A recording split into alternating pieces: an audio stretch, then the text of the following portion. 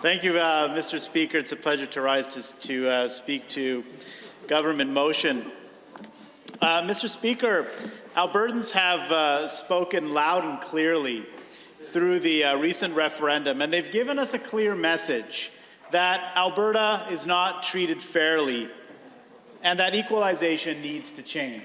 As we all know, approximately 62% of those who cast their ballots in this unique and historic referendum want to see a change, and Alberta's UCP government is determined to get a fair deal from Ottawa. I know that some pundits and perhaps even members of the opposition have tried to suggest that this referendum will not accomplish anything. But, Mr. Speaker, I offer that it will accomplish a lot. As Albertans, we succeed when we are united. We succeed when we rally together to support a common cause. We succeed when we work together for the betterment of our province. United together, Mr. Speaker, we can accomplish anything. Now, while Albertans want to see a fair deal for our province, I know that we are collectively proud of the role we play in building a stronger Canada. We just have to look in this very chamber to see evidence of our commitment to a strong Canada. We are the only legislative assembly in the country that displays the flags of all other provinces in the chamber. But the problem is that, despite our commitment to federation, Alberta is not treated fairly. In fact, Alberta taxpayers, through their federal taxes, have contributed over $630 billion more to the rest of the country than they have received back in federal benefits and transfers since the mid-1960s. $200 billion more in net contributions made by Alberta taxpayers to Ottawa in the last decade alone, even while we were going through a period of deep economic adversity. Albertans continue to make a net contribution to the Federation in the range of $20 billion a year. Wow. Now, Mr. Speaker, equalization is a system that exists in many federations, other jurisdictions around the world, and of course right here in Canada. And it has existed in various forms in Canada since the late 1950s. As members of the Assembly may know, it was formalized as a principle in the Constitution of Canada, Section 36, in 1982, with the repatriation of the Constitution and the concurrent adoption of the Charter of Rights. It is the principle that all provinces should maintain roughly comparable levels of public services at roughly comparable levels of taxation. Now, Mr. Speaker, I know that Albertans agree that every Canadian should have comparable levels of services regardless of what province they live in.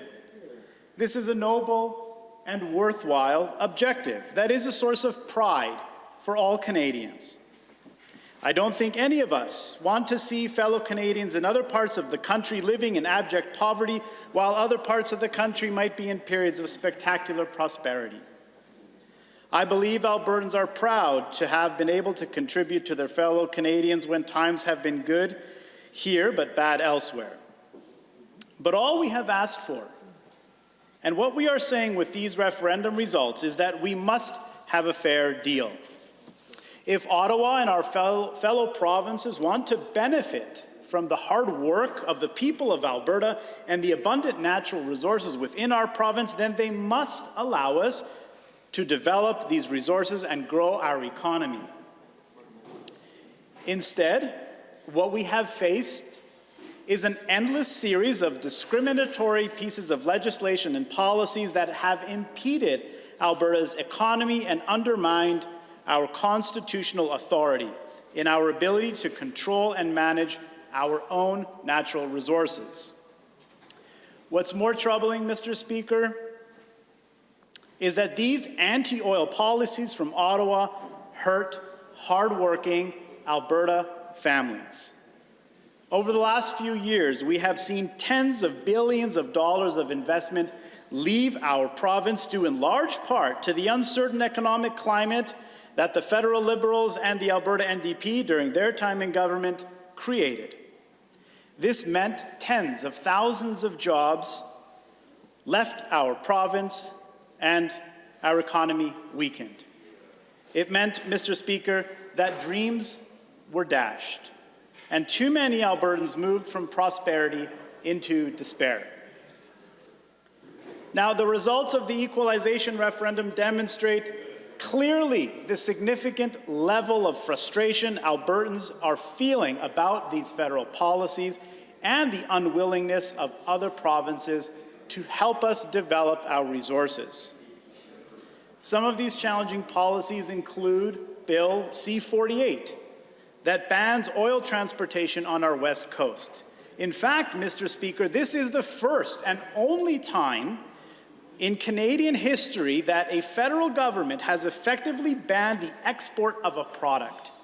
And indeed, it is frustrating to many Albertans that the product singled out is one that so many families rely on.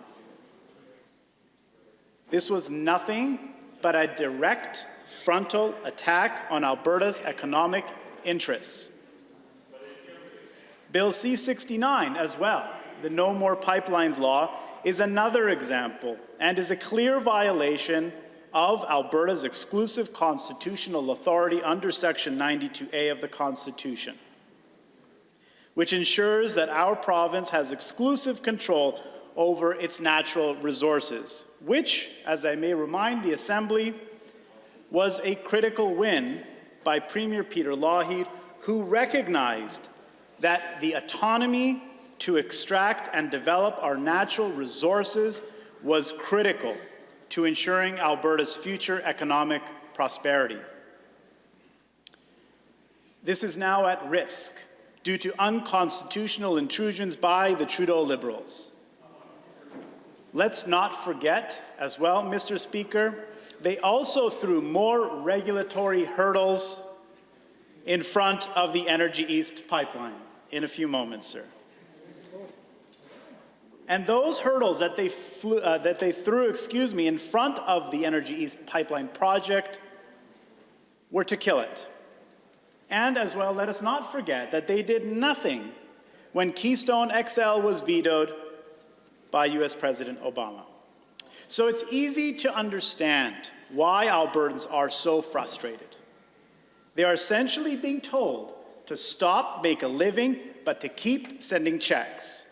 Mr. Speaker, Albertans have said no more, and I stand with them. And so, this is a powerful statement from Albertans, a democratic statement, where Albertans are demanding to be respected.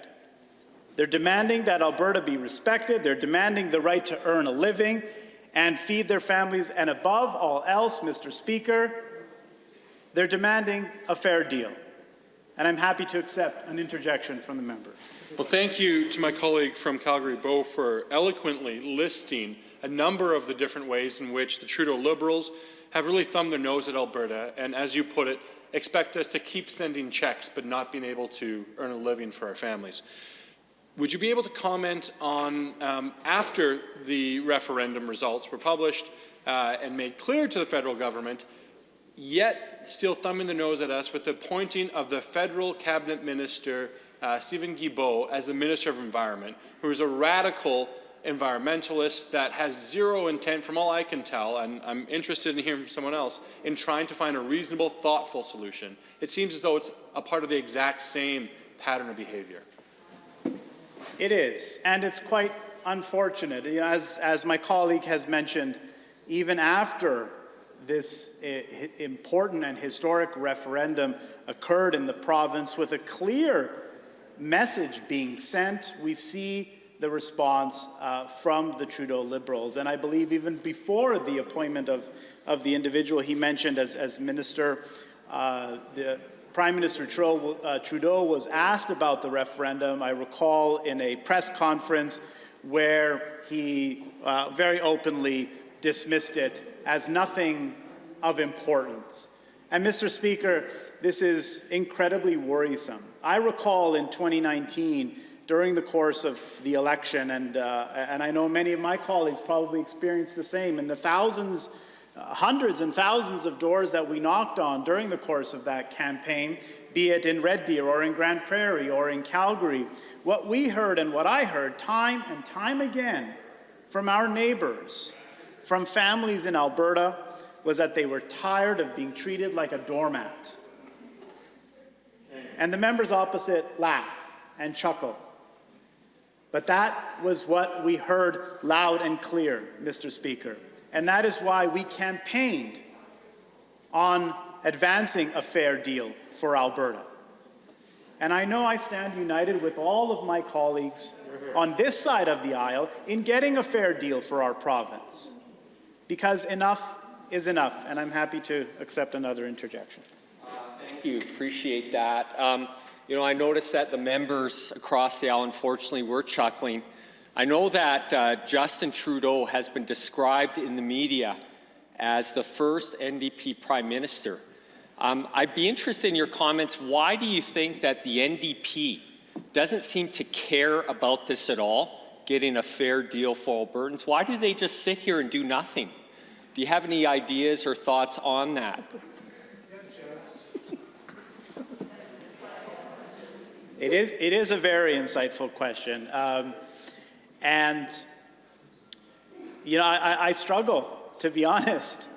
I struggle to try and understand why they would be so opposed. And I can understand the opposition, and I can understand having a different perspective and having a different point of view.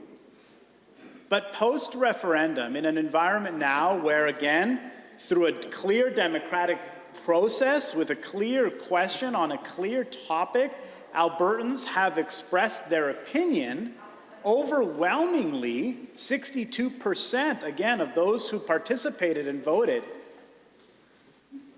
I cannot understand why they would continue to object and why they would not stand with the vast majority of Albertans in getting a fair deal. Mr. Speaker, I've had the fortune of living abroad and traveling to many other parts of the world, but I'm a very proud born and raised Calgarian and born and raised Albertan. And there is no better place in the world than right here in our beautiful province. And I believe we must fight every single day to do what we can to make this province stronger, to make this province better, and I believe an important part of that action includes creating a stronger province within the Canadian Federation. We're not asking for special treatment. We're asking to be treated equally, just as other provinces are. And again, we have a clear demonstration through this democratic process, through the referendum, that Albertans want us to proceed overwhelmingly in this direction to get a fair deal from Ottawa. And I'm proud to stand with my government colleagues. Again, I hope the members opposite will work together with us and with the majority of Albertans who have supported the referendum to get a fair deal from Ottawa. I don't think that'll be the case, but I do cling to hope and I do cling to optimism, because as I mentioned earlier in my speech, I know that when Albertans are united and when we work together, we can achieve incredible results. And the only possible outcome of working together on achieving a fair deal is a stronger and better province. And I think we can all agree that is a worthwhile objective. And Mr. Speaker, with that, I move to adjourn debate.